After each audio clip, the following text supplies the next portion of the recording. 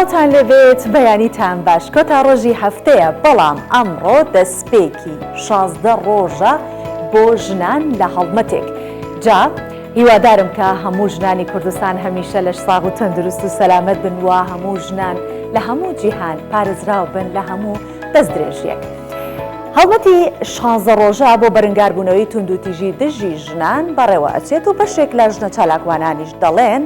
ئافرەتان ئێستا ئاشتان بەرامبەر بە مافەکانیان و بەرامبەر بە ئەو توندوتیژیانی کە ڕوبەڕوویان دەبێتەوە بێدەنگ نابن. خۆمانە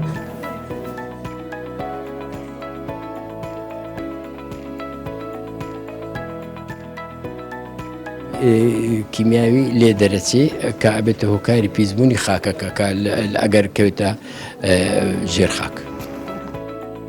هەڵمەتی هۆشیاری بەرامبەر بەکارهێنانی پلاستیک لە زانکۆی سلێمانی دەستی پێکردووە و گوتەبێژی دەستەی ژینگەش ئەڵێت فڕێدانی پاشماوە پلاستیکەکان چەندین مەترسی بۆ سەر ژینگە و خاک هەیە.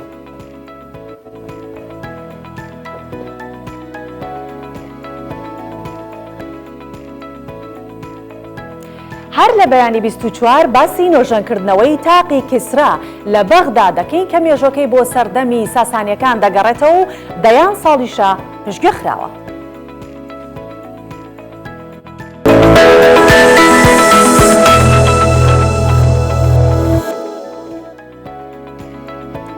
خانمانی چالاکوان لە هەرێمی کوردستان جالەوەی کە لە هەڵمەتێکی 16 ڕۆژەی بەرەنگاربوونەوەی توندوتیژی بەشداری کارایان هەیە و پشتیوانی ئەو بەرنامە و پلانانەش دەکەن کە بۆ ڕۆشنبیری و هۆشیاری کۆمەڵگە پێشنیاز دەکرێت.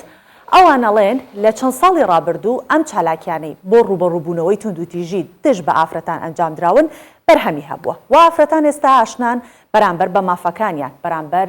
ئەو توندوتیژیانەش بێدەنگ نابن. ڕاگرتن هەر نەبێ کەمکردنەوەی توندوتیژی لە ناو کۆمەڵگا بووەتە بنەما و پلانی سەرەکی چالاکوانان لە هەرێمی کوردستان. ئەم خاتونە کە چەندین ساڵە لە بواری نەهێشتنی توندوتیژی و هۆشیاری بەتایبەتی پرسی خانمان کار دەکات لەو بڕوادایە لە چەند ساڵی ڕابردوو کارەکانیان بەرهەمی خۆی هەبووە.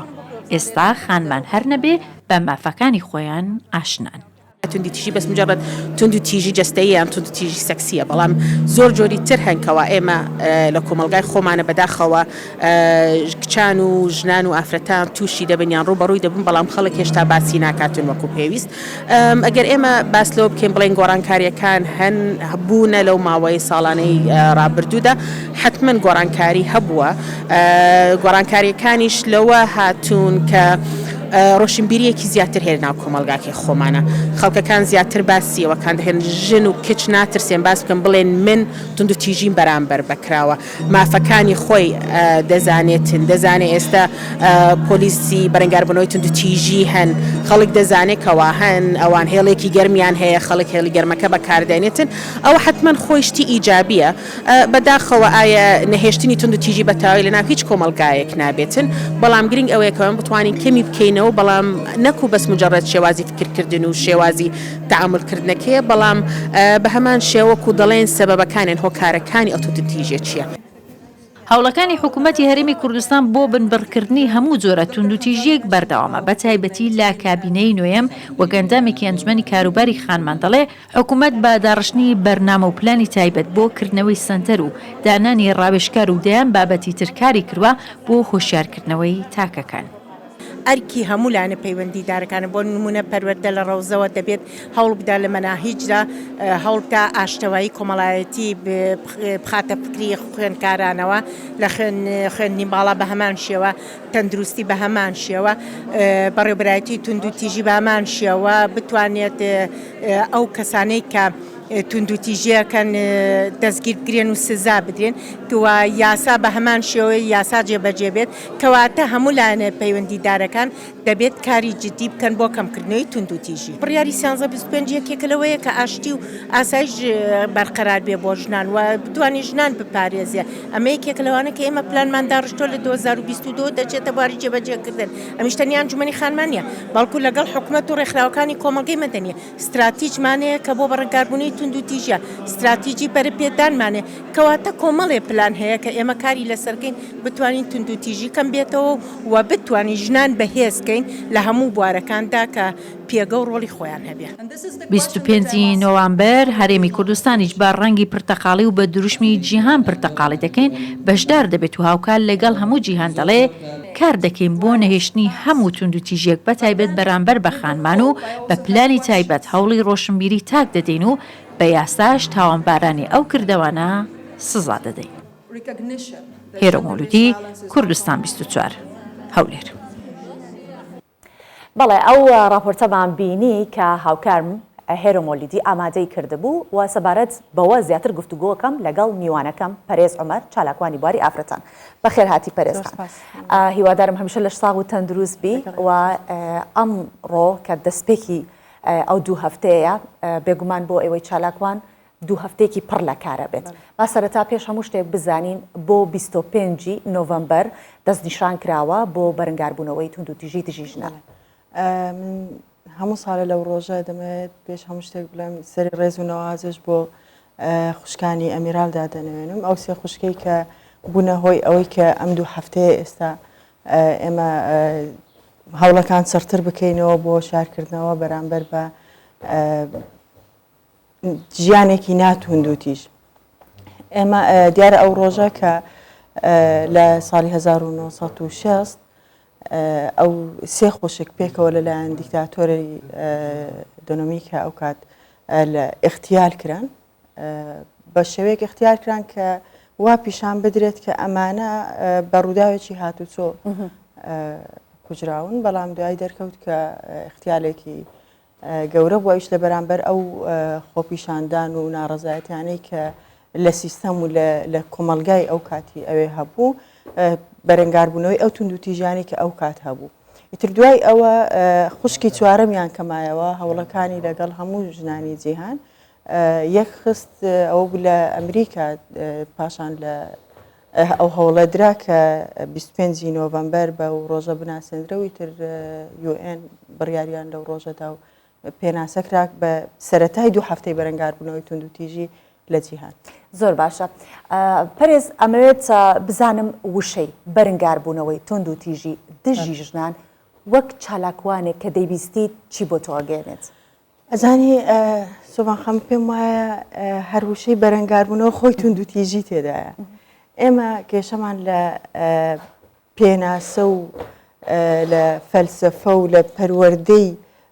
کۆمەلگا هەیە بەڕاستی کە بەرەنگاری تونند و تیژی دەبیوانی خۆشە تونند و تیژی دەکەی بۆیە دەبێت ئێمە هەوڵ بدەین کار لەسەر پەروەردەیەکی ئاشتیانە یاخود ژیانێکی ئاشتیانە پێکەوە ژیانێک ئاشتیانە یانی ئاشتی لە ناخی تاکەکاندا بچێنی بۆیە تونند و تیژی بەتەنیا ئێستا ئەمە بەڕاستی بەتەنیا یان ڕوبەڕووی تونند و تیژی ژنان نابینەوە ئێمە کۆمەڵێک زۆری تونند و تیژی کە نەک ژنان پیاوانیش کۆمەلگا بە شێوەیەکی گشتی تێیدا تووشی شۆک و تووشی نەهامەتی گەورە بووە. حتا ئەو ڕۆژانەی کە بۆ بەرەنگاربوونەوەی تونند و تیژی دژی ژنان دانراون ئەو ڕۆژانن کە تونند و تیژی بەرامبەر بە شێوەیەکی سیستماتیک بەرامبەر بە ژن و ڕەگەزەکەی تر دەکرێمن حتا هەشتی مارس بە هەمان شێوە تونند و تیژیەکە کە لە ڕێی سیستەمەوە هاتووە 25 نۆڤەمبەریش هەمان ئەو ڕۆژەیە کە تونند و تیژی بە سیستەم بەرامبەر بەژن کرا ئەمە لە کۆمەلگای کوردی بە سیستەم تونند و تیژی بەرامبەر بەژن ناکرێ بەڕاستی بەڵام بە شێوەیەکی یعنی تاکەکانی ناو سیستەم ئەو تونند و تیژیە دەکەن ئەگەر ئێمە دیقەت بدەین ئێستا من پێم وایە بەداخەوە دەمێت زۆر تەرکیز بخەینە سەرەوە ئێستا لە نێو نخبە سیاسی ڕۆشنبیری زانستی کۆمەڵایەتیەکان تونند و تیژی بەرامبەر بە ژن دەکرێت تونند و تیژە بەجەستەیی نییە تونند و تیژە ڕۆحیەی کە لە بواری گشتی بەرامبەر بە ژن دەکرێت ئەو دوو تونند و تیژە لە ناو خێزان ناکرێت لە ناو دوو تاک ناکرێت ئەوەندەی کە نخبە بۆتە بەشێک لە تونند و تیژی لە کۆمەلگای کوردیدا. باشە پەرێز پێت وایە کە پەروەردەی گشتی ڕۆڵی هەیە لە تونند و تیژی بەرامبەر بە ئێستا باسی پیاوانت کرد لە ژنانەوە دەست پێکم و اینجا پیاوان هەر پەروەردەی گشتی بە گشتی پێویستی بەوەیە کە پێداچوونەوەی پیا ئێمە لەو تونند و تیژیانی لە چەند ڕۆژی ڕابردوو بینیمان بۆمان دەردەکەوێت کە ئێمە کوردستان فەشەری گەورەی لە پەروەردەکردن بینیوە پەروەردە بەتەنیا باسی وەزارەتی پەروەردە ناکەم بە تەنیا پەروەردەی ئاینی پەروەردەی کۆمەڵایەتی پەروەردەی خێزانی بە هەموو پەروەردەکان پێکەوە پیشان درا لەو چەند ڕۆژی تونند و تیژێ لە سلێمانی ڕوودەدات پیشاندرا کە ئێمە بەڕاستی فەشەلمان لە پەروەردە هێناوە ئەوەی کە خۆپیشاندەر بەرامبەر بە پۆلیسی دەکا ئەوەی کە پۆلیس بەرامبەر خۆپیشاندەری دەکا ئەوەی ڕاگەیاندن بەرامبەر بە هەمووی دەکا پیشانی دەدا کە ئێمە پێویستمان بەسەر لە نوێ داڕشتنەوەی پەروەردە هەیە لە کوردستان زۆر تەواوە پەرز چارەکە سەدەیەک تێ ئەپەڕێ بەسەر ئەوەی کە خەڵک وشیارتر بووە بەرامبەر بە بەرەنگاربوونەوەی تونند و تیژی بەرامبەر بە ژنار ئەمێ وەکو چالاکوانێک من و تۆ پێشەوە قسەمان کرد پێکەوە تۆوتت لە ڕێژە و ژمارە جیاوازی هەیە ئەتوانم بڵێم لە ڕێژە کەم بۆ تۆ لە ژمارە زۆر بووە ئەمەم بۆ ڕوونکەرەوە مەبەستت چیەلەوە ئەزانی ئەگەر ئێمە بەراوەشمان لەبیر نەچێت کە لە راپۆرتەکەمان هێرۆ جەختی خستووە سەر ئەوە کە چالاکوانەکان باسییوان کرد کە ئێستا ژنان زیاتر شارەزان لە مافەکانی خواواتە لەو چارەکە سەدەیە تاوەکو ئێستا چۆنەی بینیت ئەو ڕێژە ئەگەر ئێمە بەراوردکاریەک بکەین لە یەکەم تەشکیلی حکوومەتەوە لە ئێستا لە بۆ ئێستا دەبین مەسەلەن ڕێژەی ئەو ژمارەی ئەو ژنانی کە کار دەکەن ژمارەی ئەو ژنانەی کە دەخوێنن ژمارەی ئەو ژنانەی کە حتا کە سیاریان هەیە کە ئازادیەکانیان هەیە ژمارەکان زۆر زیاترن لەوەی کە لە پێشتردا هەبوو ئەمە دیارە کاردانەوەی ئەو کرانەوەی عامێ زۆر بەسەرەوەیە کە ڕوو دەدات مەسەرەن من ئێستا دەزانم ژنێک لە ئەمریکا چۆن دەژی ژنێک لە ئەوروپا چۆن دەژی و دەمێ وەک ئەوان بژیم ئەم تێکەڵیە جیهانیە کاریگەری زۆر گەورەی هەبووە لەوەی کە ژنان بە مافەکانیان بگەن هەروها ئەو سیستەمەشی کە خۆ بەڕێوەبەراتیە کە ئەگەر کەم و کورتی زۆریشی هەبێ بەڵام زۆرێک لە ئەمانی بە ژندا کە ژن بە ینی بە چۆن دەڵێ زیاتر هەم بدرێ بۆی کە هەز بە ئەمان بکا کە دێتە شەقام کە دەچێتە خوێندن کە میان ئەو خێزانانە کە سوڵتە بووە سوڵتەی کوردی ئیتر هەستیان بەو ئەمانە کرد کە ئەو خەتەری کە پێشتر لەسەر کچەکانیان هەبوو ئێستان نەماوە بەڵام ئەگەر دیقەت بدەین شێوازی کارکردنی بەڕاستی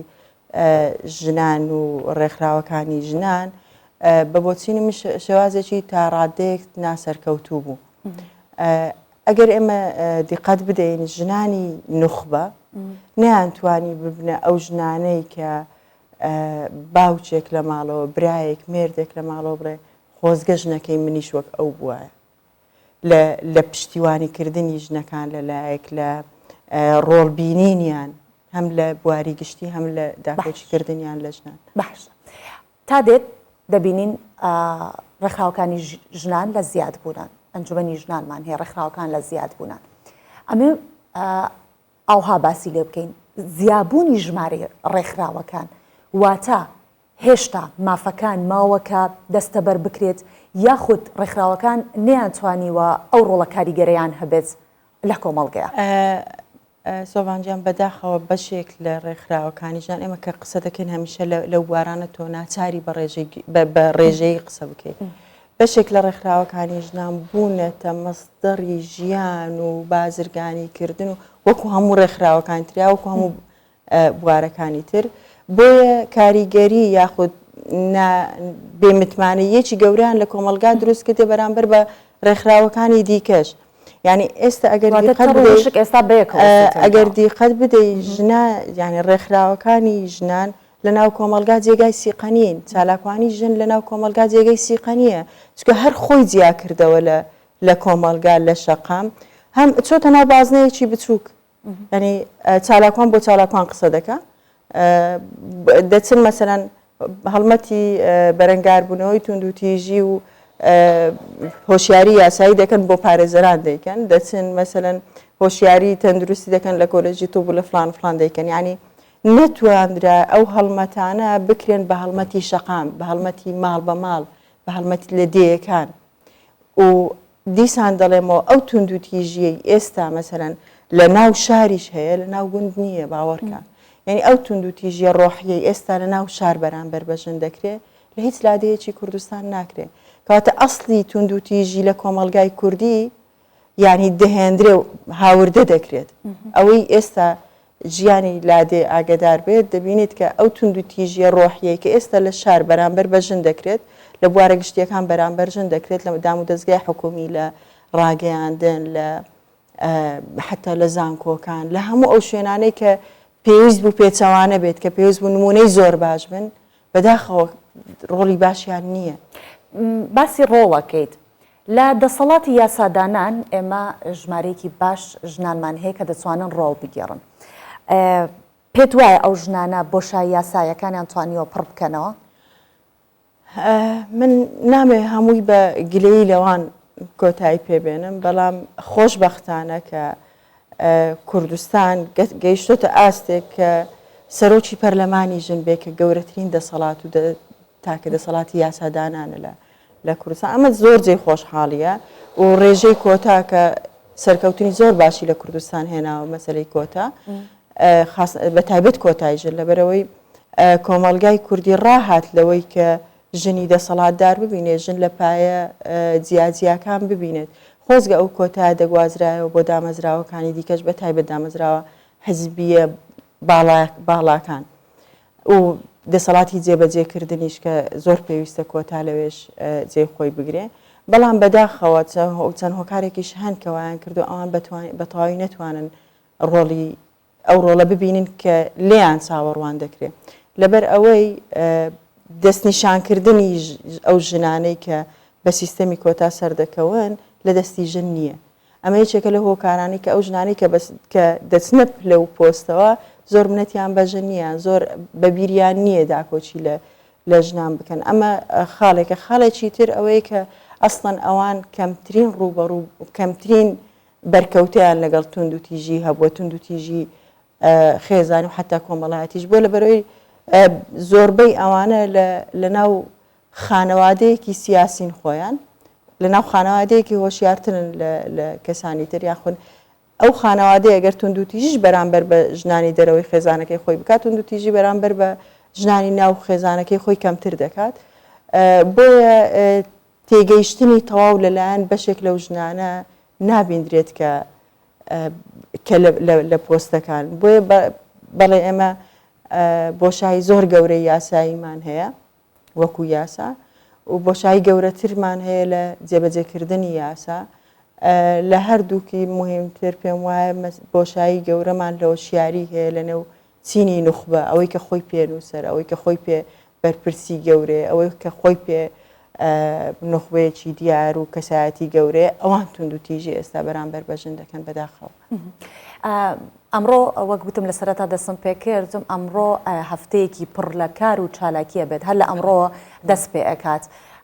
واتۆ بەشداری دلەیەکێک لە پانێڵەکان ئەمە بزانم ئەو پانێڵە لەبارەی چیەوە بەڕێوە ئەچێت وە جانابیشت پانێڵیستیت و ئەو بابەتێکە باسی لێوەکەن چیە؟ ئەمڕۆ ڕێکخراوی قوتابیانی پزیشکی کۆنفرانسێکیان کردووە لە زانکۆی کوردستان بەڵێ من یەکێک لە قسەکەرەکانی یەکێک لە پانێڵەکانم و لەوێش بابەتەکان تۆزێکی دووبارەن و بەڵام باسکراوە کە گرنگی زیاتریش بە مەسەلەی ناجیات کچانی ڕزگار بووی ئێزیدی دەستی داعش ئەوەش لە یاد نەکەین تۆ ئەو پێشنیارەت لە پەرلەمان بۆ ژنانی ئێزیدی زۆر سپاس دەکەم پەرێز عومەر چالاکوان لە بوارەکانی ڕێکخراوەکانی ژنان و مافەکانی ژنان زۆر سپاس کە ئەم بەیانیە لە بەیانی 24 لەگەڵمان بوویت. زۆر سپاس بۆ دەستان خۆش.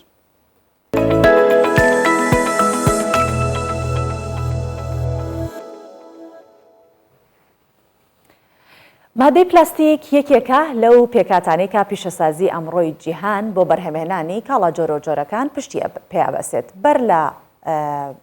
چاوگرتنی ئەوەی کە زانکۆ و پەیمانگاکان بوتڵی ئاو زۆر بەکارەهێنن ئەوەیان ڕەچاو کردووە کاریگەری خراپی هەیە لەسەر ژینگەی هەرێمی کوردستان لە ژێر دروشمی ژینگە دەپارێزین لە پلاستیک هەڵمەتی هۆشیارکردنەوە بەرامبەر بەکارهێنانی پلاستیک لە زانکۆی سەلاحەدین دەستی پێکردووە.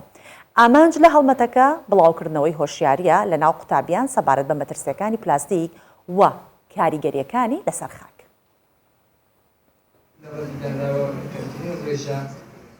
ژینگە دەپارێزین لە پلاستیک دەبێتە هەڵمەتێکی فراوانی قوتابیان و مامۆستایانی زانکۆی سەلاحەدین بە وامانجەی بتوانرێ زبڵ و خاشاک لە شوێنی تەندروست و جیاکراوەدا هەڵبگیرێت. کۆلێژی یاسای زانکۆی سەلاحەدین دەستیان بە هەڵمەتەکە کردووە و هۆشیاری بە قوتابیان دەدەن لەسەر زیانەکانی پلاستیک. کۆلێجی یاسا ڕێککەوتنێکمان ئەنجام داوە لەگەڵ چەند بەشێک لەگەڵ چەند کۆمپانێک بۆ ئەوەی ئێمە بتوانین ئەو ماوادانێکە قوتابیان بەکاریدێن یا مامۆستایان بەکاردێن دووبارە بەکاربێتەوە بۆ شتێکی تر بەسشتر و بۆ ئەوەی زیاتر ژینگە پارێزین و ئێمە وەکو کۆلێژی یاسا چونکە ئێمە زیاتر شارەزایتر یاساینەوە دەزانیتکەوە چەندین یاسا لە کوردستان و لە عێراقدا هەیە تایبەت بە پاراستنی ژینگە بۆیە هەر لەم مەبدەوە ئێمە ئەو فکرە ئەو بیرکردنەوەمان بۆ هاتکەوە بتوانین حاڵەتێک لەم جۆرە پێشکەش بکەین و بیتە سەرەتایەک بۆ کۆلێژەکانیکە و زانکۆیەکانیکە کە بتوانن سوود لەم تەجروبەیە بکەن. هەڵمەتەکە جگە لە هۆشیاری پێکاتووە لە دانانی سەبەتەی زبڵی تەندروست بۆ مادە پلاستیکەکان لە ناو زانکۆکان. وتەبێژی دەستەی ژینگەش دەڵێت هۆشیاری گرنگە بەڵام لەوەش گرنگتر لە زانکۆکانەوە دەست بەم هەڵمەتە بکرێت چونکە قوتابیان توێژێکی فراوانی کۆمەلگا پێک دەهێنن. پلاستیک خۆی لە چەند مادەیەکی کیمیایی پێکاتووە. ئەو مادە کیمیانە ڕاستە بۆتە پلاستیک و کوتلێکی ڕاق بەڵام بە تێپەڕبوونی کات دەتوێتەوە بەڵام کاتێکی زۆری ئەوێت تا شیە بێتەوە ئەتوێتەوە بەپێی زۆری پلاستیکە کە هەیە 200 ساڵی پێویستە زۆری 300 ساڵی پێویستە هەموو قسانێکە لە یەکری بەڵام یعنی کاتێکی زۆری پێویستە تاشی ئەبێتەوە کەشیش بووە هەندێک مادەی کیمیاوی لێ دەرەچێ کە ئەبێتە هۆکاری پیسبوونی خاکەکە ئەگەر کەوتە ژێر خاک. فڕێدانی کەلوبەلی پلاستیکی زیانێکی چەندین ساڵەی دەبێت لەسەر ژینگە لەلایەک و لەلایەکی تریشەوە دەیان ساڵی پێدەچێت تا لە ناو خاکدا شی دەبێتەوە. لەگەڵ ئەوەشدا مادەی ژەهراوی زۆری تێدایە کە تێکەڵ بە زەوی دەبێت. بۆ کەمکردنەوەی کاریگەریان نەرێنیەکانی پێکاتە پلاستیکەکان لەسەر ژینگە شارەزایان پێشنیازی ئەوە دەکەن پلاستیکی کوالەتی بەرز بەکاربهێنرێت. دانانی باجێکی زۆر لەسەر ئەو کارگانەی کە پلاستیک بەرهەمدەهێن و هەروەها بەکارهێنانی پێکاتەکانی دیکە وەکو جێگرەوەیەک بۆ پلاستیک. ڕێناس عالی کوردستان 24 هەولێر. دیارە ئەم هەڵمەتە گرنگی خۆی هەیە ئەگەر چالاکیەکە لە ڕۆژێکە ئەنجام درابێت مەرجنیە کە چالاکیەکە لە ڕۆژای قەتیسکرابێت دەبێت کاری لەسەر بکرێت دەبێت قسە و گفتوگۆی لەبارەوە بکەین دەبێت خەڵک هۆشیار بکەینەوە لە مەترسیەکانی پیسبوونی ژینگە بۆ ئەمە بەستە ڕەزا خەیلانی بەڕێوەبەری فەرمانگەی هۆشیاری ژینگە و ڕاگەیاندن لە دەستەی پاراستن و چاکردنی ژینگە لەگەڵمانە بەخێر هاتی و بەیانیت باش. زۆر سپاس بەیانی ئێوە بژی زۆر سپاس دەکەم. کاک ڕەزاق با لەوەوە دەست پێ بکەم کە ئێوە کارەکەتان پاراستن و هەروەها چاکردنەوەی ژینگەیە. تا چەنێ ئێستا پێویستێتی کوردستان ئەو ژینگەی کە هەیەی بپارێزرێت و چەندێکیش پێویستە کە چاک بکرێتەوە کاتە شتێک خراپ بۆ بۆیە ئەتانەوێت چاکی بکەنەوە. بەڵێ خۆی ئەوەی کە هەیە یعنی ئەوەی کە تێک ئەوەی کە هەیە ئەبێ بیپارێزی بە بەخاوێنی و ئەوەی تێشی سو ئەبێ هەوڵدەین چاش بکەینەوە بەڵام چۆن نەکرێت بە هەماهەنگی لەگەڵ هەموو وەزارەتەکان بە هەماهەنگی لەگەڵ هاوڵاتیان بە هەماهەنگی لەگەڵ کۆمپانیاکان لەگەڵ ئەو کارگە و پرۆژانەی کە ئێستا لە کارکردندان ئەبێ پابەندی ڕێنمایەکان بن بۆ ئەوەی ژینگە پیس نەکەن. ینی هەموو کارگەیەک یان پرۆژەیە کە دێتە لامان لەلایەن وەزارەتی شارەوانیان لەلایەن دەستەوە بەرهێنانیان لایەن وەزارەتی کشتتوکاڵ ئەنیرێ بۆ ئەوەی ڕزامەندی ژینگەی وەرگری ئێمە کۆمەڵێک ڕێنمایی پێدەین ئەبێ پابندبی بە جێبەجێکردنی ئەو ڕێنمایانە ئەو ڕێنمایانە ئەگەر جێبەجێ کرد تا ڕادێکی باش ژینگە پارێزراوە بێ و کەمترین پیسبوونی ئەبێ چکە هەر چالاکێکە بکەی حتمما کاریگەری لەسەر ژینگە ئەبێ بەڵام ئەگەر کۆنتترۆل بکری کاریگەریەکانی زۆر کەمە بێ وەکو ئەوبی کە نەبوو بێ بۆیە ئەوە گرنگە ئێمە هەموو لایەنەکان هاوکار بن بە تایبەتی میدیاکان هەمویان هەرچەندە هاتا ئێستا هاوکاریش بووینە زۆربیان بەڵام گرنگی زیاتری پێ بدێ لەبەرەوەی پەیوەندی بە ژیانی هەمومانەوە هەیە. زۆر باشە. وەک سەرەتا باسم لێو کرد چالاکیەکی لەم شێوەیە بۆ ڕۆژێک ڕەنگە ئەنجام بدرێت بەڵام کارکردن تایە مانگ ساڵ زۆر زیاتریشی دەوێت. هێژینگەتە. بەڵێ ئەمێ بزانم کە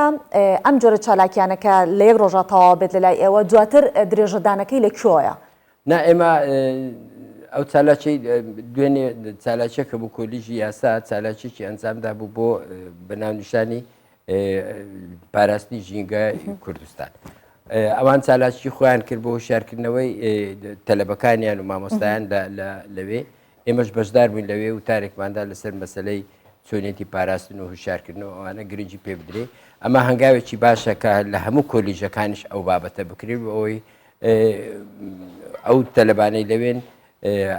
لە ئەنجامی ئیش ڕۆژانیان دەوامی ڕۆژانیان ژینگەی دەوروبەری خۆیان پیس نەکەن بتڵی ئاو فڕێن نەدەن کە خواردیانە دوای بەکاریان کاغەز فڕێن نەدەنەوە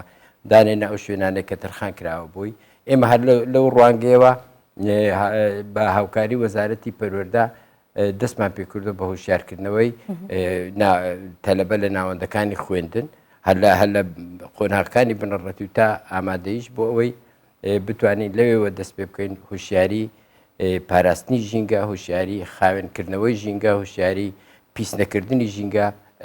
بەگوێیاندا بدەین بۆ ئەوەی ئەوان پابند بن هەر لە بنەڕەتەوە باگراوندێکیان لا دروست ببێکە پێویستە ئەرچی ڕۆژانیان ئەوەیەکە ژینگەی دەوروبەریان ژینگەی قوتابخانەکانیان بە خاوێنی ڕابگرن. زۆر باشە. لە چالاکێکە زۆر جەختان خست بۆ سەر بەکارنەهێنانی بوتڵە پلاستیکیەکان یان پیسبوونی ژینگە مەترسیەکانی پیسبوونی ژینگە لە بوتڵی پلاستیکی بۆ ئەوە جەخت لەسەر ئەو بوتڵە پلاستیکیان ناکرێت. مەترسیان چییە بۆ سەر ژینگە؟ خۆی ئەو مادە پلاستیکیانە تەبیعی هەموو مادەی کیمیاویە لە مادەی کیمیاوی دروستکراوە بۆیە کاریگەری زۆرە بێ ئەگەر فڕێ بدرێ یان بە لەو شوێنی کە تەرخان کراوە بۆی دانەدرێت لەبەرەوەی لەو شوێنانێکە لەناو حاوێشت ئەگەر دانرا کۆمپانیا هەیە کارگە هەیە ئێستا ئەتوانی ئەو بوتڵانە بە شێوەیەکی تر دروست کاتەوە نەک بوتڵەکە دروست کاتەوە سوود لە مادەکە وەرگێ بۆ ئەوی بیهاڕێ وردی کە بەڵام بابەتێکی تری لێ دروستەکە کە دیسان دەتوانرێت بەکار بهێنرێتەوە. بۆیە لەبەرەوەی هەر ئەو مادە پلاستیکیانە ئەنواعی هەیە تەرکیبەکانیان بەڵام هەر بگرا لە 5 ساڵی و تا 100 ساڵی و 200 ساڵی شی نابتەوە لە ناو خاکە ئەگەر شیش ببێتەوە کاریگەری زۆر خراپێ بێ لەبەرەوەی خۆی لە مادەی ئەوە پێکاتێ مادە کیمیایی ئەو مادە کیمیانە کە شی بۆ بە تێپەڕبوونی کات ئەبێتە هۆی پیسبوونی ئەو خاکەی کە ئەکەوێتە ژێری بۆیە وا باشترا بۆ پاراستنی خاچی خاکمان خاچی وڵاتمان ئێمە هەرگیز ئەو بوتڵانە فڕێ نەدەینە دەوروبەرمانیان ئەو بیان بە هەڕەمەکی فڕێ بدرێ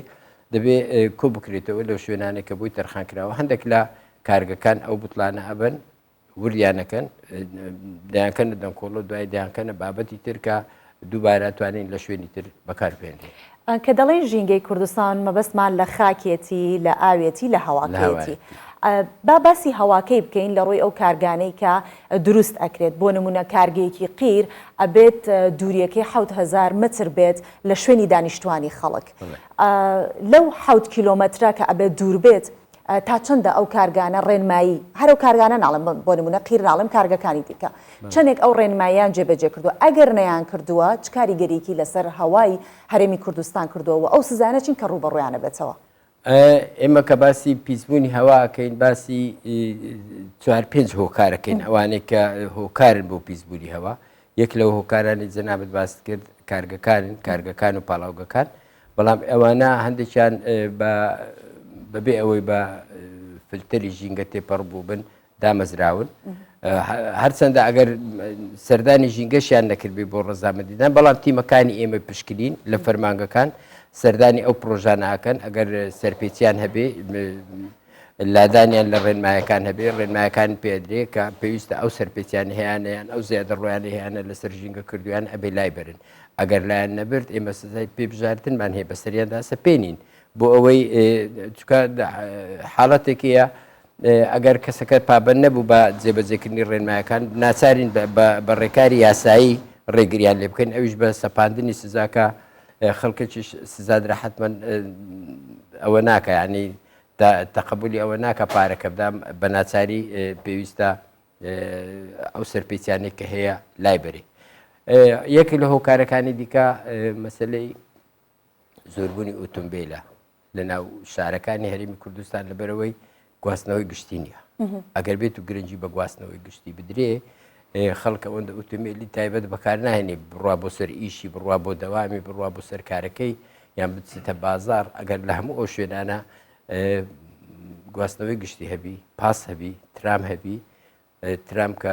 بەکارە بە ئیشەکە ئەسڵەن سوتەمەنیش بەکار ناهێنرێ دەرهاویشتەکان کەمە بنەوە کە دەرهاویشتەکەم بووە کەواتە هەوایەکەت خاوێنتر ڕائەگری بەڵام ئەوە ئەکرێ لە ڕێگای وەبەرهێنان ئێمە لەگەڵ دەستەوە بەرهێنان قسەمان کردووە هەم بە نووسراویش پێمان باش بووە کە گرنگی بە وەبەرهێنان بدرێت لە بواری گواستنەوەی گشتی ئەوە باشترە لەوەی کە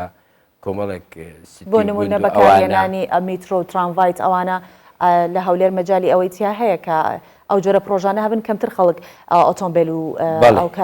بەڵام ڕەنگە میترۆ زەحمەتوی لەبەرەوەی پێویستی بە ئەوە هەیە تونێل و ئەوانە هەیە بەڵام ترام ڕەنگە ئاسانتر بێ پاسی گەورە باشترە ینی ئەگەر پاسێک 30 نەفەر 40 نەفەر هەڵگرێ باشترە لەوەی 40 ئۆتۆمبیل بەدوای یەکا بڕوا و چکە زۆر زار تەماشاکەین ئەو ئۆتۆمبیلە یەک کەسی تێدا ینی خۆنی هەر ئۆتۆمبیلێک 5 کەسی تێدا یان خانەوادەی وا هەیە 2 ئۆتۆمبیل 3 ئۆتۆمبیلیان هەیە بۆ 4 کەس بۆ 4 کەس بەڵام ئەوانیش ناچارن بەکاری بێنێن لەبەرەوەی ئیشەکانیان لە یەک جیایە بۆی بگەنە سەرکارەکانیان ناچارن ئەوەی خۆی بەکار بێنن شتێکی تریش ئەبێ ڕچاوکەین مەسلەی هاوردەکردنی ئەو ئۆتۆمبیلانەیە کە هەندێکیان خراپن ینی کوالیتی نزمیشن بەڵام هاوردەشەکرێن کە ئەبێ ئەوانە لەلایەن یان سیستەمێک هەبێت بۆ سکراپکردنی ئۆتۆمبیلەکان سکراپکردنیان ئەوانە ڕێگری لێ بکرێکەوەی مۆدیلی زۆر نزبیان کوالیتی خراپە نانهێنن هاوردە نەکرێ تەنیا ئەوانە باشن ئێمە پێمان باشە گرنگی بە ئۆتۆمبیلی کارەبای بدرین لەبەرەوەی کەمترین سوتەمەنی سەرفەکە کە کەمترین سوتەمەنی سەرف کرد یعنی کەمترین دەرهاویشتە هەیە دەرهاویشتەشی نەبوو یعنی هەواکە پاکەمێنێتەوە یەک لە هۆکارەکان دیکە پیسبوونی هەوا مەسلەی بوونی مۆلیدەی گەڕەکانە جگە لە مۆلیدەی گەڕەکان کە کارەبای نیشتیمانی ئەگەر زۆر بکرێ پێویستمان بە مۆلیدەکان نامینێ و کاتی لایە نەبێت لە گەڕەکان هەم دووکەڵ و ناکە هەم ژاوەژاویشی نییە هەم کارەبایەکی خراپیشەدا یعنی ئەو کارەبایەدە هۆکارە هەندێک جار بۆ سووتانی کۆمەڵێک ئامێری کارەبای لە نەماڵەکان زۆر تەواو باسی ئۆتۆمبیلمان کرد کەمێک باسی کارگەکان بکەین مەبەستم لەوەیە کە دەڵێن کارگەکان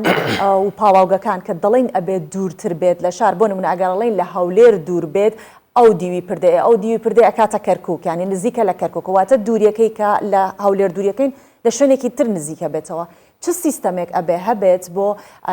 پاراستنی ڕێگای سەردەمیان یاخۆ پاراستنی ژینگە پاراستنی هەوا بە ڕێگەیەکی سەردەمیانە ئەمە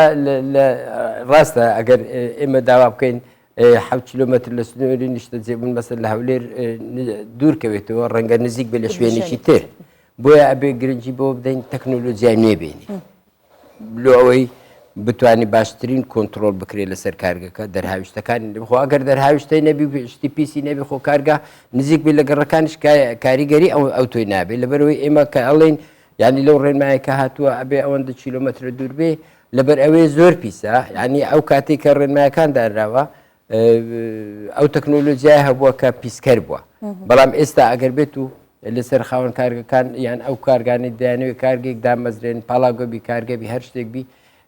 ئەگەر بە تەکنۆلۆژیای نوێ دابمەزرێ و پابندی هەموو ئەو ڕێنمایانەبی کە پێویستە لەسەری بۆ پیس نەکردنی هەوا دەکرێەوە نزیکیش بی هەنی ئەکرێت کیلۆمەترێک دووربی نەک 7 کیلۆمەتر یان 5 کیلۆمەتر ئێمە بۆیە ئەو بابەتانە ئەو ڕێنمای ئێستا لە هەموارکردنەوەی ئەو ڕێنمایە داین ئێمە ڕێنمایی پۆلینکردنی پرۆژەکان لە ساڵی 2023 دەرچووە ئێستا 2021 ئێمە خەریکین ئەبدێتی کەینەوە هەندێک گۆڕانکاری تێدا بکەین بە تایبەتی ئەو مەسافانە کەم بکەینەوە بەڵام لە بەرامبەر ئەوە ئەبێ ئەو مەرجی تەکنۆلۆژیای نوێیە بەکاربێنین لە سەریان فەرزکەین بۆ ئەوەی خاوەن کارگەیەک ئەگەر نزیکیش بوو لە گەڕەکی نیشتە جێبوون ئەوەندە کاریگەری لەسەر پیسبوونی هەوا نەبی لەو دەوروبەرە ئێمە بابەتێکی تکە هەیە زۆر گرنگیمان بە لە کاتی ڕەزامەندیدان بە پرۆژەکان گرنگیمان داوە بە دابینکردنی ڕێژەی سەوزایی لەبەرەوەی منیش هەر دەمەوێت لەوەوە ئەو پرسیارە لە بەڕێسام بکەم کە ئێوە وەکو دەستەی ژینگە ڕێژەی سەوزایی چۆنە بینن لە هەرێمی کوردستان پێویستە کە ئەو ڕێژەیە زیاتر بکرێت بۆ پێی کە خاکی هەرێمی کوردستان زۆر بەپیتە بۆ ڕواندنی سەوزایی ئەو مەرجانە چین کە ئەبێت جێبەجێ بکرێن و ئەو ڕێنمایانە چین کە دەبێت بکرێت ئەگەر ڕێژەکە کەمە ئەگەر ناپێم بڵێ ڕێژەکە کەمە ئەزانین چۆنە ڕێژەکە تەحدید ناکرێت بەوەی چەندە لەبەرەوەی لە شارێک و بۆ شارێکتر جیاوازی هەیە کاتی خۆی لە نەخشەی بنەڕەتی هەموو شارەکان ڕێژەی سەوزاییان ئەو ڕوبەرانی تەرخان کراوە بۆ ڕێژەی سەوزایی کەمە یعنی ئێستا ماڵێن ئەگەر بێت و هەموو شارەکان ڕێژەی سەوزای لە 115 باشە بەڵام ئێمە لەسەر پرۆژەکان فەرزەکەین لە 125 بی بۆ قەرەبووکردنەوەی ئەوەی کە پێشتر نەبووە بەڵام ئەگەر بێت و هەندێک جار تووشی حاڵەتێکی کابین هەندێک لە پرۆژەکان دامەزراون بە هەر هۆکارێک بی یان بە فلتەری ژینگە تێنەپەڕیون هەنی لایەنە پەیوەنددارەکان نیان ناردویان نەهاتوۆیان پێشی دامەزراندنی دەستەی ژینگە وەزارەتی ژینگە دروستکراون شوێنێکیان نەماوە بۆ چاندنیدار ئێمە پرۆژێکمان هەیە لە بری سەوزکردن یعنی ئەو سەوزکردنی کە پێویستە مەسەن تۆ لەو ستۆدیە ئەو دەوربەرتدارە بەڵام ئەگەر شوێنت نەما بوو ئەبێ شوێنێکی تر بۆی تەرخانکەین پێی بڵێن مەسەن شوێنێکی گشتیە یان لە ناو گەڕەکان بە شوێنێکیە نەکراوەتە سەوزایی بە هاوکاری وەزارەتی شارەوانی ینی بە شارەوانی شارەکە بڕێوەبەراتی پارک و باخچەکان لە ناو قوتابخانە خوێندنگاکان ئەگەر ڕێژی سەوزایان کەمە بە هاوکاری بەروەردە ئەومان کردووە کە ئەو ساحبی پرۆژەیە لەبەر ئەوەی لەوێ نەیتوانێت سەوزای دابینکە بێت لە شوێنیچکە دابینکە ئەنی لێ خۆش نابین ئەبێ بیکە وا باشە لە شوێنی کاری خۆی بیکە بەڵام کە لە شوێنی نەمابوو بۆ ڕێگاچارەیەکی یعنی حەلی وەسەد ئەبێ لە شوێنێکتر قەرەبووی پێ بکەینەوە هەر لێ خۆش نابین تەواوە کەواتە ئەگەر بڕوا لە لای هاوڵاتی دروست ببێت کە خۆی بێوێت پرۆژێ بکە بێگومان ئەو پرۆژانی کە هاوڵاتی خۆی دەستی تیا هەیە هەمیشە خەریکی ئەبێت و بەردەوام کاری تیاکە بۆیە چاندنی دار و بە تایبەتی دار بڕۆکان کە زۆر لە چالاکوانانی ژینگە کار دەکەن لەسەرەوەی کە منداڵان یان هەر چین و تۆژێکی دیکە دەیان بن دار بەڕۆیان پێچێنن یاخود هەر دارێکی دیکە بێت ئەمە ببێت بە پرۆژێکی بەردەوام بۆی کە هاوڵاتی خۆی بزانێت کە چەندێ بەرپرسیارە بەرامبەر بە ژینگەی کوردستان دەخۆ من هەموو جارە ئەگەر دێنە لام خاوەنی پرۆژەکان داهاتنە لام پێم وتن ئێوە ئەبێ ڕێژەی سەوزایی دابینکەن بۆ خودی خۆتانە کە خۆتان لەوێ کارەکەن نەک ئەگەر بڵێن کرێکارەکانیش قەنە بەڵام ئەی خۆتانیش لەوێ دەوامەکەن ئیشەکەن بۆ پاکردنەوەی ئەو هەوایەکە لە کارگەکانتان لە ئەنجامی چالاشەکانتان دەرەچی بۆی ئەو دارانە ئەو گازە پیسان هەڵمژن و ئۆکسسیجینی پاکتان بدەنی هەر بۆ خۆتان ئەبێ بیچێنن یعنی وەکو هەندانێک و تەشجیعکردنێک بۆەوەی ئەوانیش دەست پێ بکەن و ینی ئێهمالی نەکەن لە کەمتەرخەمی نەکەن لە چاندنی ئەو ڕێژەی کە پێمان ڕاگەن زۆر سپاس دەکەین ڕەزاق خەیلانی بەڕێوەبەری فەرمانگەی هۆشیاری ژینگە و ڕاگەاندن لە دەستەی پاراستن و هەروەها چاکردنی ژینگە زۆر سپاس بۆیەوەش.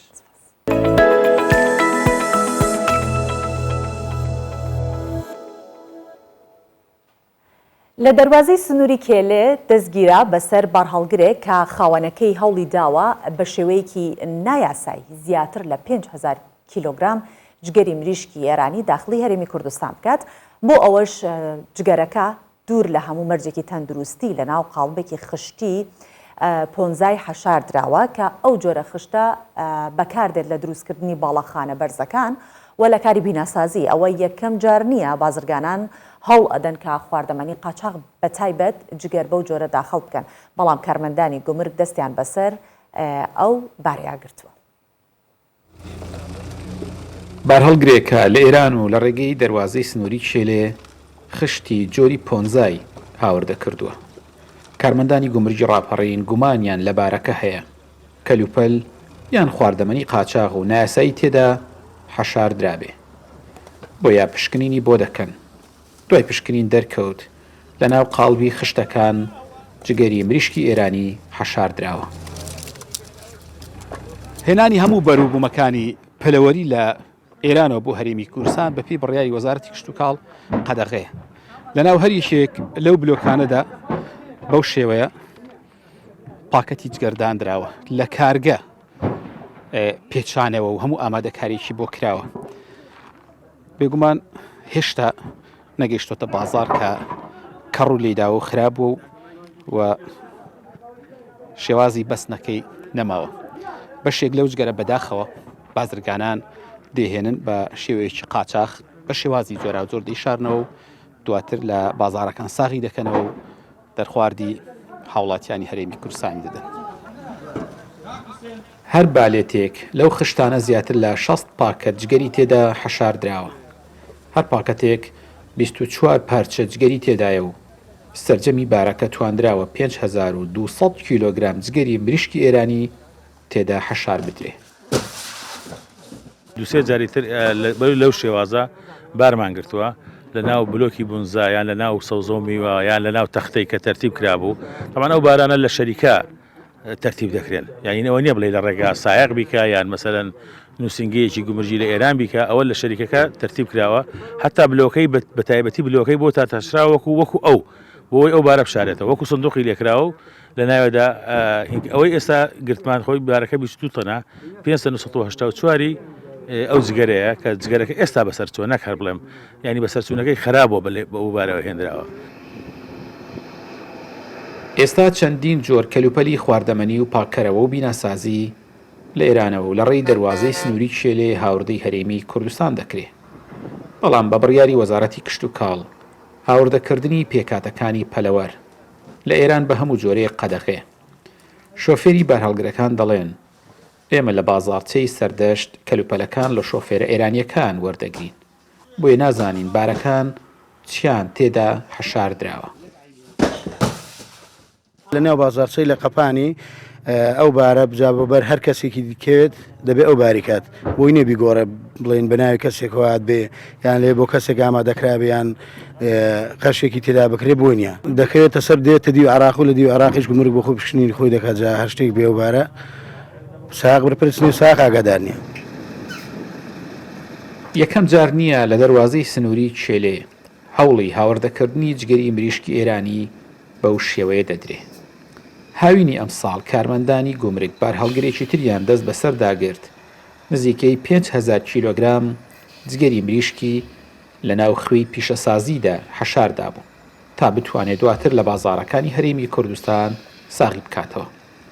بەڵام کارمەندانی گومرجی ڕاپەڕین دەستیان بەسەر داگرت پێش ئەوەی داخەڵی بازار بکرێ.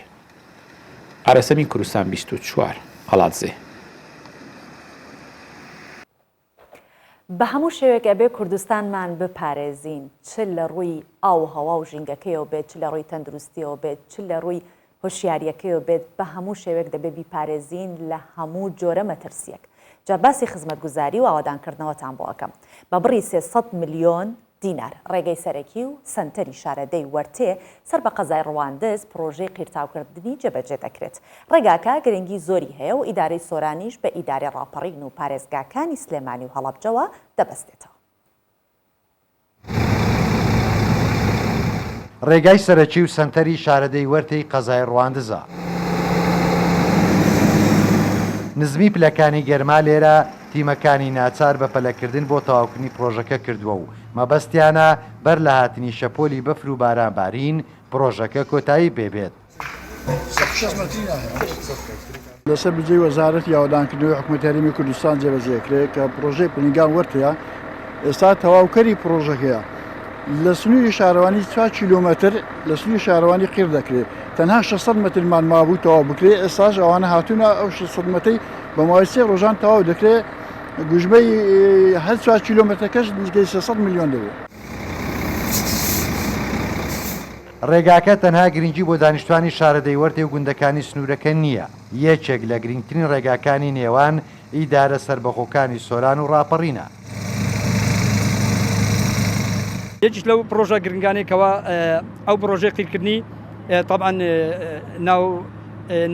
ناحیە وەرتەیە کەوا ڕێگایزی سەرەکیە لە بینی طبعا دەواازەی حاجی عومەران و هەروە قایمقامێتی قەزای سۆران و چۆمان و ئەو مەجموعە قەزایە کە لە سنووری طبعا ئیدارەی سۆران و هەروە لەگەڵ دەواازەی ڕاپەرین کەوا کۆمەڵە خەڵکێکی زۆر ئیستیفادە لێک لەبەر ئەوەی ئێستا بوویتە جادەیەکی سەرەکی. پرۆژەی قیرتاوکردنی ڕێگای سەرەکی سنتەری شاردەی وەرتێ گرنگی زۆری بۆ دانیشتوانی ناوچەکە هەیە و ڕێگای سەرەکی گەشتیارانی دەواازەی نێودەوڵەتی حاجی ئۆمەران و دانیشتوانی ئیدارەی سەربەخۆی سۆرانە بۆ ئیدارەی سەربەخۆی ڕاپەڕین و پارێزگاکانی سلێمانی و هەڵەبجا. تەیفور محەممەد کوردستان 24 شارەدەی وەرتێ. لە بابەتێکی جیاواز دوای دەیان ساڵ لە پشتگوێخستنی تاقی کیسرا لە عێراق دوجار وەزارەتی ڕۆشنبیری و شوێنەواری ئەو وڵاتە بە هاوکاری ڕێکخراوێکی جیهانی تایبەت بە پاراستنی شوێنەوارە مێژوویەکان لە ناوچە ئاڵۆزەکان دەستی کردووە بە نۆژەنکردنەوەی ناوچە شوێنەوارەکان کە مێژۆکان زۆر کۆنە بە تایبەتی ئەم قەڵایە کە مێژۆکەیە گەڕێتەوە بۆ سەردەمی ساسانیەکان لە عێراق کە کەوتۆتە کەناری ڕووباری دیجلە لە باکووری خۆرهەڵاتی بەغدا.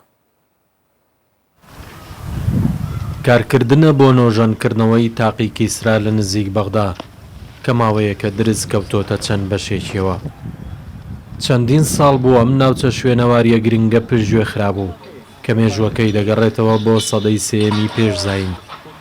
لە سەردەمی خوسرەوی یەکەم پاشایی ساسانیەکان. ئێستا حکوومەتی عێراق بە هاوکاری ڕێکخراوێکی جیهانی تایبەت بە پاراستنی ناوچە شوێنەواریەکان دەستی بە نۆژەنکردنەوەی کردووە.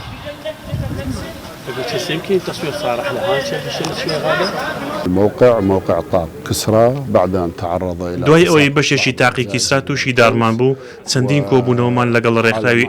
ALIPH کردووە کە تایبەتە بە پاراستنی ناوچە شوێنەواریەکان لە ناوچە ئاڵۆزەکان. عێراقیش یەکێکە لەو ناوچانە گفتوگۆ و لێکۆڵینەوەمان کردووە لەسەر چۆنیەتی نۆژەنکردنەوەی تاقی کیسرا کە شوێنەوارێکی گرنگی جیهانە. تاقی کیسرا بە شوێنەوارێکی جیهانی پێناسە دەکرێت. بەرزی تاقی هەیوانەکە 37 مەتر و پانیەکەی 25 مەتر و درێژەکەی 48 مەترە. بەهۆی ئەوەی تاقێکە بەو بەرزیەوە و بەبێستون و پایە دروستکراوە و خۆی ڕاگرتووە بووەتە جێگەی سەرنجی شوێنەوار ناسانی جیهان.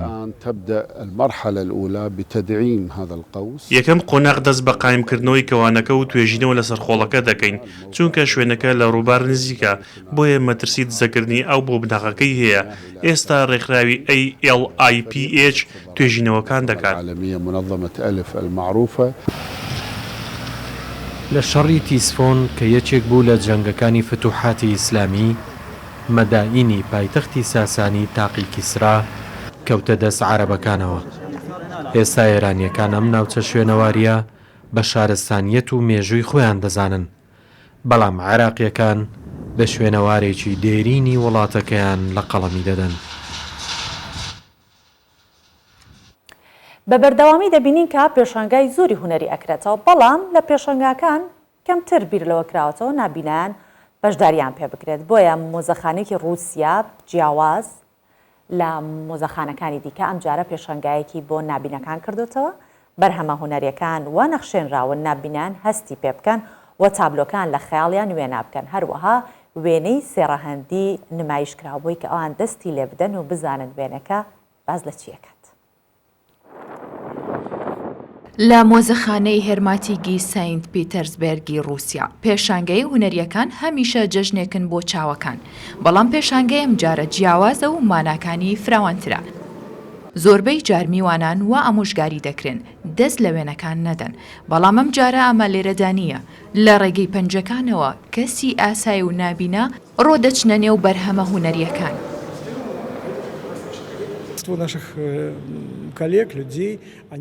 زۆربەی هاوپیشەکانمان یان سەردانیکەرانی تر تێناگەن کە چەندە سەختە بۆ نابینایان پێشانگایە بکرێتەوە و ئەوان نەیبینن. بۆیە بیرمان لە ئاسانکاریکردن بۆ نابینایان کردەوە کە ئەوانش چاویان لاوازە سوودمەند دەبن لی. ویسمان هەردوو ڕەنگ و قەبارەی هەموو شتێک نیشان بدەین بۆ ئەو پەڕی، بەڵام لەگەڵ ئەوەشدا بۆ ئەو کەسانەی دەتوانن بیبینن دەمانەوەی تێبگەن کە چەندە سەختە بۆ نابینایان. بەرهەمەکانی ئەم مۆزەخانەیە بە مۆدێلی تاکتیکی پارچەی چینکراوی فەرش یان دیوار نەخشێنراون. هەروەها وێنەی سێڕەهەندی بە نیشانەی سەرەکی دادەنرێت لە مۆزەخانەی سەنت پیتەرزبێرگ. ئەم پێشانگەیە ناوی هونەری نەبینراوە. ئەمە یەکێکە لە گەورەترین پێشانگاکان کە تا ئێستا لەلایەن هێرمینتاگاوە ڕێکخرابێت کە کەسانی ئاسایی و نابینایان هەلی ڕۆچوونە نێو بەرهەمە هونەریەکانیان بۆ ڕەخسەندراوە. ئێمە پۆلیمەرێکی تایبەتمان بەکارهێنا کە زۆر قورسە و لەسەرەوە دایپۆشیوە لەگەڵ پریمەرێکی تایبەت کە دەتوانێت تا 6,000 دەست بەرگە بگرێت. بەم شێوەیە ئێمە دەتوانین چاودێری بکەین کە چەند زار دەستی لێدراوە. پرۆژەی هونەری نەبینراو چەند ساڵێکە لە پەرەسەندندایە. پێشانگەکە زانیاریەکان دەدۆزێتەوە لەسەرەوەی کە چۆن کارە هونەریەکان گۆڕدراون بۆ ئۆبجێکتێکی سێڕەهەندی. پێشانگاکە وێنەی ئەنیمەیشنی هەیە کە تایبەتەن بۆ ئەو کەسانەی کە بیناییان لاوازە. هیوادارم کە کۆتا ڕۆژی هەفتەتان بە خۆشی تێپەڕ کردبێت و سبەینێ پشوویەکی خۆش وەربگرن کە هەینیە و شەمە من بە کۆمەڵێک بڕگە و بابەت بێمەوە لای ئێوە و لەگەڵتان بەردەوام بم. زۆر سپاس دەکەم.